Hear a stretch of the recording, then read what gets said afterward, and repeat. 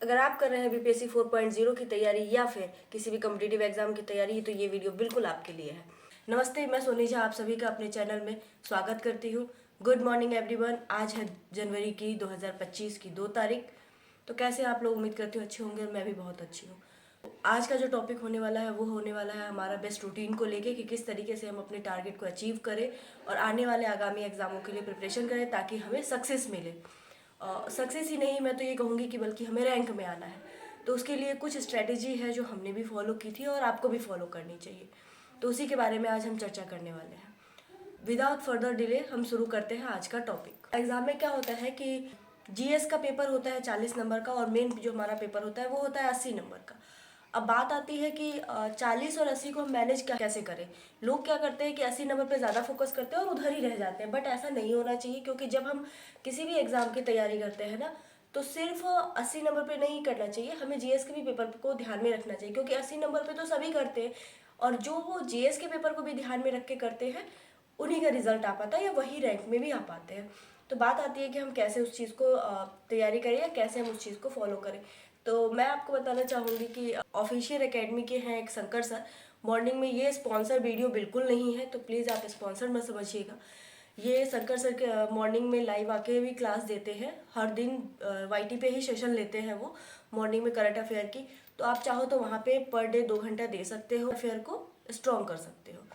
तो एक तो ये हो गया आपको कि करंट अफेयर आप कहाँ से कर सकते हो। तो पर डे का सेशन आता है वाईटी पे, अगर डेली दे देते हो ना 2 घंटे, तो फिर आपको लास्ट टाइम पे ज़्यादा मेहनत करने की ज़रूरत नहीं होती है। और वेटेज देखिएगा तो करंट अफेयर का भी 8 नंबर के वेटेज रहते हैं एग्जाम में।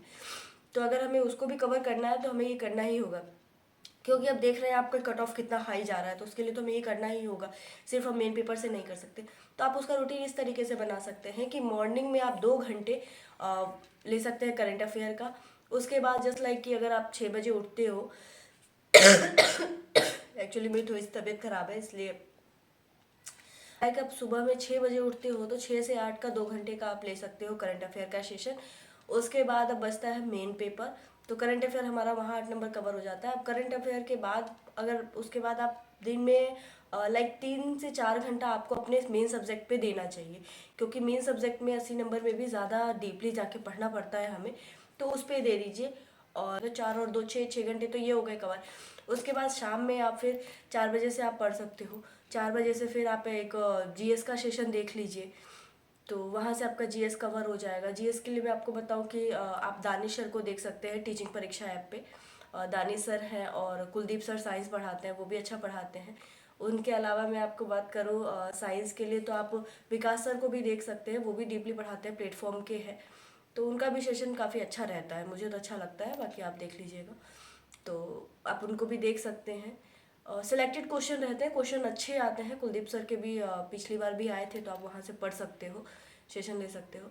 उसके बाद जैसे अब नाइट का टाइम फिर हमारे पास बचता है 8 से 10 का, तो आप वहाँ पर भी आप ये चीज़ कर सकते हो कि जो भी आपने पढ़ा था उसको एक तो रिवाइज कर लो। दूसरा ये देख लो कि यूट्यूब पे सेशन आते हैं एग्जाम्स क्वेश्चन। देखिए, आप कभी भी पढ़ना ना वाईटी पे से, तो किसी एक या 2 टीचर से ही एक सब्जेक्ट पढ़ना, उससे ज़्यादा मत पढ़ना। क्योंकि ज़्यादा पढ़ोगे तो फिर इधर उधर हो जाता है। इसीलिए 1 या 2 टीचर का ही पढ़ो, पर बार बार उसको रिवाइज रिवाइज रिवाइज रिवाइज करके पढ़ो। उस चीज़ को जितना बार आप पढ़ोगे ना, उतनी बार नई चीज़ पढ़ निकल के आएगी और वो उतनी अच्छे तरीके से याद रहेगी।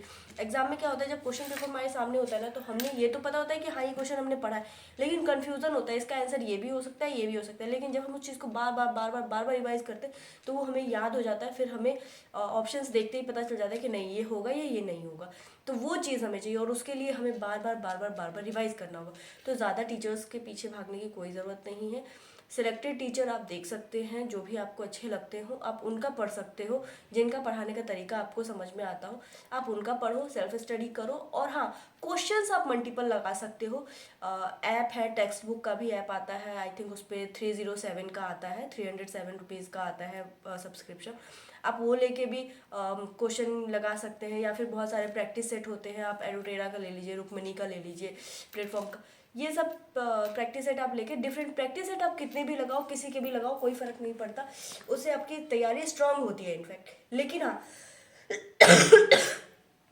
अगर आप मल्टीपल टीचर्स से पढ़ते हैं तो फिर कंफ्यूजन क्रिएट होता है। इससे अच्छा है कि मल्टीपल टीचर्स को ना पढ़ के 1 या 2 टीचर से पढ़िए, जो आपके लिए हेल्पफुल हो और बेनिफिट दे आपको एग्ज़ाम टाइम में।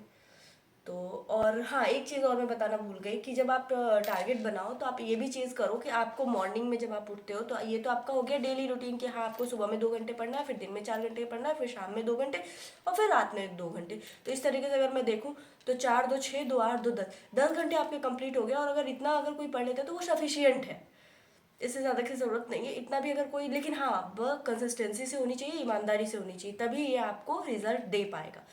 अब बात आती है कि मॉर्निंग में जब आप उठे और इस रूटीन को बनाओ, उस समय एक रूटीन और सेट करो कि आज आपको करंट अफेयर का तो आपका डेली का सेशन है तो वो खत्म हो गया। उसके अलावा आप ये बनाओ कि हाँ आज आपको अपने सब्जेक्ट में कितना पढ़ना है। साइंस में आज आपको कौन सा चैप्टर पूरी तरीके से समझ में आ जाएगा वो कवर कर लो। शाम में जो आपने मॉर्निंग में टारगेट बनाया था उस चीज़ को अचीव करके ही सोना है। अगले दिन नेक्स्ट फिर दोबारा से उसको रिवाइज करना है और फिर आगे करना है। तो ये होती है रूटीन की बेस्ट स्ट्रेटेजी। अगर आप इस तरीके से फॉलो करते हैं तो आप डेफिनेटली अपने लक्ष्य की प्राप्ति कर सकते हैं। तो ये है एग्ज़ाम देने का सही तरीका और प्रिपरेशन करने की सही स्ट्रेटेजी। तो मेरी तरफ से आज के लिए इतना ही। All the best, thank you for watching. अगर चैनल पे नए हैं तो प्लीज़ लाइक शेयर और सब्सक्राइब करना बिल्कुल ना भूलें। Thank you so much, bye bye.